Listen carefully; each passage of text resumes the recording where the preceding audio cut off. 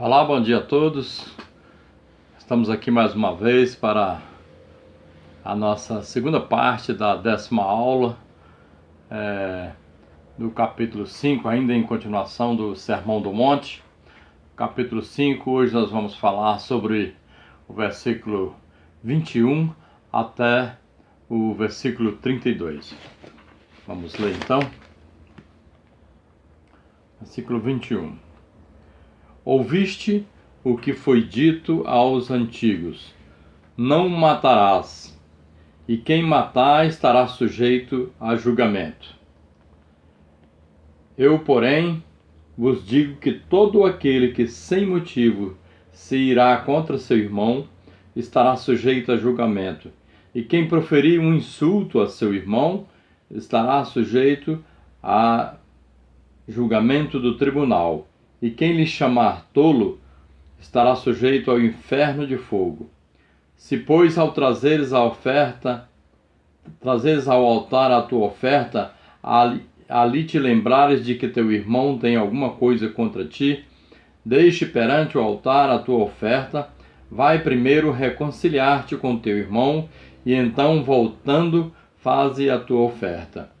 Entra em acordo sem demora com o teu adversário, enquanto estás com ele a caminho, para que o adversário não te entregue ao juiz, o juiz ao oficial de justiça, e sejas recolhido à prisão. Em verdade te digo que não sairás dali enquanto não pagares o último centavo.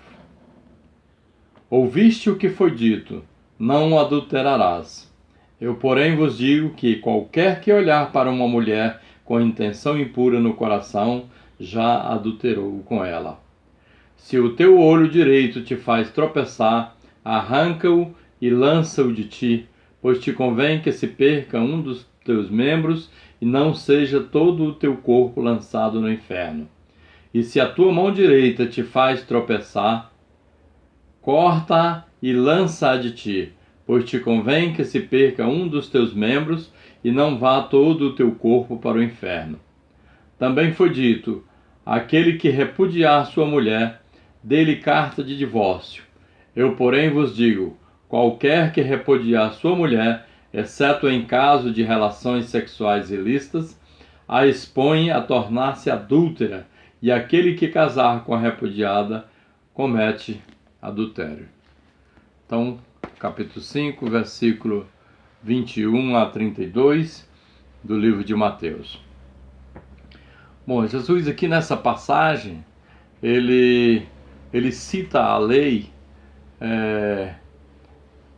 5 vezes, até o versículo 43, ele cita ela 5 vezes. Ele cita ela no versículo 21, no 27, no 33, versículo 38 e no versículo 43. Não alterando a lei, né? Mas ele nos dá um entendimento não apenas pela letra da lei, mas com a sabedoria do alto, de quem tem toda a autoridade para exercer essa sabedoria, nos dando então um novo sentido de que a infringência da lei, ela não se dá apenas no ato em si, mas ela acontece a partir do planejamento e do idealizar dessa infringência em nossas mentes. Bom, então o versículo 21, ele diz: então, não matarás. Ouviste o que foi dito, né? Aos antigos: não matarás. Bom, o sexto dos mandamentos, esse é o sexto dos mandamentos, e ele está citado lá no livro de Êxodo, no versículo 20, no capítulo 20, versículo 13, e no grego, o grego do original refere somente à vida humana. Disse: não matarás, ele refere somente à vida humana. Então Jesus nos diz aqui que para Deus o criminoso não é apenas aquele que mata, mas é também aquele que se ira contra o seu irmão. E isso é algo que novo, algo novo, né, para nós, porque os guardadores da lei daquela época, eles se apegavam, e alguns até se apegam até hoje, né, na letra da lei, no sentido literal da letra. E Jesus ensinou que para transgredir a lei não era suficiente cometer o assassinato em si, mas também a partir do momento que você deseja ele em sua mente, né? Então, no versículo 22, ele diz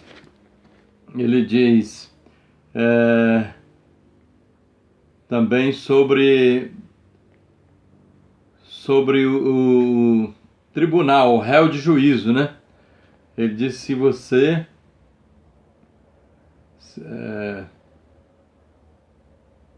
se irá contra seu irmão, estará sujeito a julgamento, e quem proferir um insulto a seu irmão estará sujeito a julgamento do tribunal, e quem lhe chamar tolo estará sujeito ao inferno de fogo. Bom, então todo aquele que sem motivo se irá, né, no versículo 22, então aqui Jesus ensina que o pecado ele é cometido primeiramente em nosso coração. Antes dele ser exteriorizado, ou antes de nós cometermos a ação em si, esse pecado ele é formado em nosso coração. Então, aos olhos de Deus, essa ofensa é a mesma do homem que realmente mata, que comete o ato. Então, dessa forma, Jesus abomina a ira rancorosa que faz morada em nosso coração e que resiste à reconciliação. Bom, ao arquitetar a vingança para o nosso próximo, né, nós estamos então resistindo a essa reconciliação. Então, se desejamos trilhar os caminhos do Senhor, se desejamos realmente nascer de novo e ter uma nova natureza, ser nova criaturas em Cristo Jesus, nós temos que arrancar de nossas vidas toda a ira insana e rancorosa que nos afasta dessa santificação e nos faz perder a nossa salvação.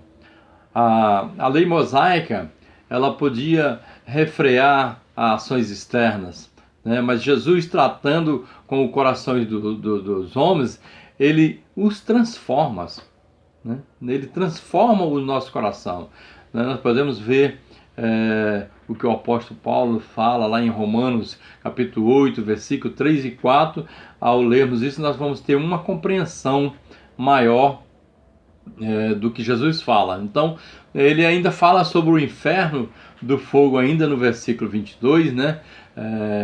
Que é uma forma helenizada, né, do Vale do Inom, que eles consideravam o Vale do Inom como um inferno de fogo que ficava em Jerusalém, onde havia fogueiras, né, que queimavam continuamente, e onde o pessoal depositava, jogava o lixo da cidade, e então botavam fogo, e aquele fogo ele nunca tinha fim, era contínuo, né? E o local onde o rei Acais ele tinha estabelecido um culto a um deus chamado Moloque, que era um deus pagão, e que tinha como finalidade o sacrifício de crianças vivas no altar.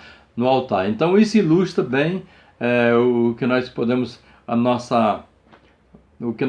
perceber, o que nós podemos ter sentido de uma perdição final. Então o inferno de fogo, em que o fogo não se apaga e ele é contínuo, isso é uma pequena prova do que nós podemos encontrar então lá na perdição final. Bom, no versículo 26 ele fala sobre a oferta, né? Então a oferta que se refere ao sacrifício dado a Deus de acordo com a lei mosaica, né? Se oferecia aquela oferta em sacrifício. No versículo 24 ele fala que nós devemos ir se reconciliar primeiro com o nosso adversário, né? Deus ele não pode receber o culto e nem a pessoa daquele que que não vive em perfeita comunhão com Ele, né? Então, não só a comunhão com Ele, mas nós devemos viver em comunhão com o nosso próximo e com nós mesmos, né? Então Jesus ele é bem conclusivo sobre esse fato, né? Nós não podemos estar em perfeita comunhão com Deus e em desarmonia com os homens. Não podemos ser justificados por Deus se não temos a capacidade de perdoar aos nossos irmãos as suas faltas, né? Bom, no versículo 25, ele diz que nós devemos entrar em acordo sem demora, né? Então, os princípios severos anunciados nos versos 25 e 26, esses princípios que Jesus fala nesses dois versículos, eles ainda são bem mais contundente, bem mais forte lá no capítulo seguinte, no capítulo 6, versículo 14 e 15, quando ele também fala sobre isso, e lá no capítulo 18 de Mateus, versículo 18, o capítulo 18, no versículo 23 até o versículo 25. Então aqui Jesus nos fala de adversários que se dirigem a um tribunal a fim de resolverem uma questão, e ele então orienta que entrem em acordo antes de estarem diante do juiz, porque poderá ser muito pior para um dos dois, né? Bom, no versículo 27 ao 32, Jesus fala então sobre o sétimo mandamento do decálogo, né? Daqui está lá em Êxodo, capítulo 20, versículo 14. Né? Ele diz, não adulterarás. Jesus, então, nos proíbe de nutrir a lascívia que leva ao ato do adultério. Né? Então, nós percebemos aí, então, que em conexão com a ira, lá do versículo 22, e com a lascívia, né, do versículo 29 e 30, Jesus ele nos adverte sobre o risco de ir para o fogo do inferno, né? Ele não somente nos adverte que devemos vigiar os nossos pensamentos e sentimentos íntimos, como também ele vai muito além de Moisés nas restrições ao divórcio, né? Conforme a lei do divórcio que está lá em Deuteronômio capítulo 24, versículo 1. Então é muito importante para nós atentarmos para o significado dessas palavras de Jesus nesta passagem. Temos que ter muito cuidado, mentalizar, pedir ajuda do Espírito Santo, né? Então, para que a gente possa ter uma noção correta do significado dessas palavras. Bom, ele não se refere ao desejo natural que todos somos dotados e que faz parte da natureza humana. Toda pessoa humana, ela é dotada desses desejos naturais, né? Então, o significado dessa expressão no idioma grego e que merece ser condenado o homem ou a mulher que olharem para o outro com a intenção de luxúria para despertar paixão adúltera e estimular o desejo. Então esse é o entendimento dessa palavra que foi dito, o entendimento grego, né, da paixão adúltera, e quando você estimula o desejo já pensando no adultério. Então nos versos 29 e 30, Jesus nos coloca a necessidade de nós irmos até as últimas consequências, no sentido de que tudo que nos faz pecar seja arrancado de nossas vidas definitivamente e de uma forma contundente. Então ele faz uma referência ao olho, à mão, mas de uma forma, não que você vai arrancar seu olho, sua mão, mas ele dá um exemplo de que você seja capaz de tamanha coisa para poder alcançar a sua salvação. né? Então, nós devemos tirar das nossas vidas, arrancar de nossas vidas todo esse desejo incontido que faz parte do nosso coração e que nos faz pecar. É preciso que nós olhemos para as pessoas com a inocência de uma criança, né? O que é muito difícil, mas que nós temos que tentar. E Jesus diz que nós temos que ir até as últimas consequências. Se for preciso arrancar, fazer uma intervenção cirúrgica, nós devemos fazer isso no sentido figurado. Então nós temos que tirar todo esse desejo do nosso coração. Os versos 31 e 32, eles falam sobre a lei do divórcio e o entendimento de Jesus sobre o casamento. Naquele tempo, o casamento e a instituição do lar, elas estavam em perigo, e a lei do divórcio dos judeus, ela era uma lei muito simples e sucinta, né, em seu significado. Hoje também nós temos essa lei do casamento. Hoje o casamento está em decadência, como naquela época também estava. E por que estava, né? A lei estabelecia que se um homem tomar uma mulher e se casar com ela, e se ela não for agradável aos seus olhos, por ter ele achado coisa indecente nela, e se ele lhe lavrar um termo de divórcio, né, e lhe der na mão, né, e a despedir de casa, era esse o procedimento que a lei dizia que podia fazer, né,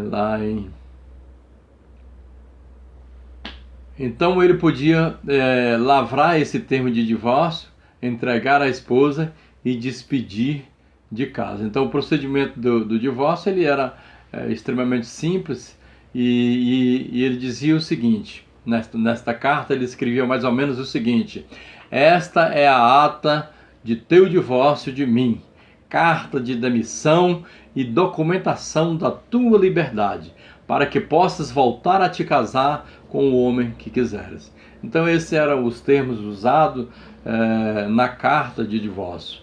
Então era suficiente constituir duas testemunhas e entregar a esposa, e pronto, o casamento estava desfeito. Então é evidente que o ponto decisivo da lei é que a mulher fosse indecente. Então o homem só poderia fazer isso se a mulher fosse indecente. Bom, nessa época, havia entendimento sobre essa palavra indecente. O que significa? O que faz uma mulher indecente? Na época, então, havia duas escolas, pensamentos teológicos, né, divergentes, né, como hoje hoje existe, né? Nós temos correntes teológicas, nós temos pensamentos de dois sistemas teológicos, né? Como o sistema de João Calvino, né? Ou seja, os calvinistas, e nós temos também os arminianos, que era João Calvino era um francês que viveu do ano de 1509 até o ano de 1564, e ele formava a opinião, ele era um formador de opinião e um grande teólogo, mas ele divergia então do sistema adotado por Jacobus Arminius, né, do qual então descende os chamados arminianos, onde nós temos hoje as correntes teológicas que seguem o Calvino, né, que são chamados calvinistas, e outras correntes, outras denominações que seguem a arminianos, armínios, né, que são chamados então os arminianos. Nessa época então existia também duas escolas, uma chamada chamada uma escola de Shammai, que dizia que a única causa para o divórcio era o adultério, né?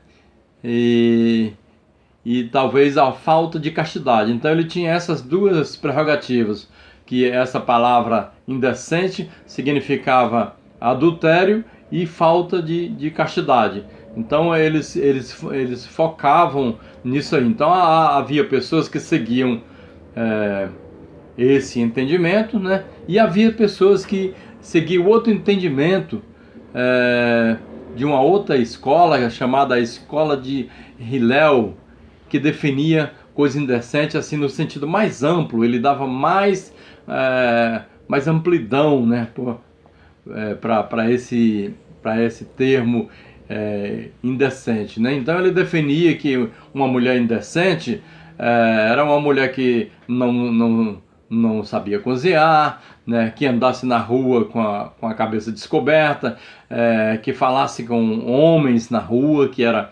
proibido para as mulheres parar na rua e conversar com homens, né? E uma mulher também que fosse briguenta, que fosse fofoqueira e assim por diante. Tudo isso era considerado, então, falta de decência. E, por consequente, o homem, então, poderia pedir o divórcio em virtude dessas faltas da mulher. Então o divórcio nessa época ele era tão fácil, mas tão fácil, que muitos jovens não queriam mais se casar por causa dessa insegurança do casamento, né? Então, e era bastante provável que o entendimento predominante nessa época fosse o da escola de Hillel, né? Hillel e Jesus. Então, com esse ensino, Jesus deu o entendimento correto para a expressão indecente, né? Com a intenção de talvez mudar o costume do povo, acentuando que se não fosse por adultério, o executor do divórcio estaria pecando por expor a mulher ao adultério, né? Ou como aquele que vier a desposá-la. Então, se ele desse o divórcio à mulher que não fosse por adultério, praticamente ele estava expondo ela a ser adúltera. E todo aquele que se casasse com ela também viria a ser adulto. Então esse foi o entendimento que Jesus deu dessa lei sobre o adultério. Bom, por hoje então é só. A semana que vem nós estaremos continuando ainda com essa 10ª aula, na terceira parte do versículo 33 até o 48. Então quem gostou dessa aula, você pode curtir, você pode compartilhar para os seus amigos, para que todos possam ter acesso ao estudo da Palavra de Deus, e você pode também se inscrever no meu canal. Que a paz do Senhor Jesus esteja com todos nós e que seja sobre todos nós durante todo o tempo, em nome de Jesus. E que você possa estar meditando sobre essas palavras, né, para que você possa, a partir daqui, ter um novo entendimento dessas palavras de Jesus. Não apenas ler a Bíblia no sentido de ler somente, mas ler e compreender, para que Jesus possa estar atuando em sua vida e você possa conhecer de Deus cada vez mais. Em nome de Jesus, até a semana que vem. Amém.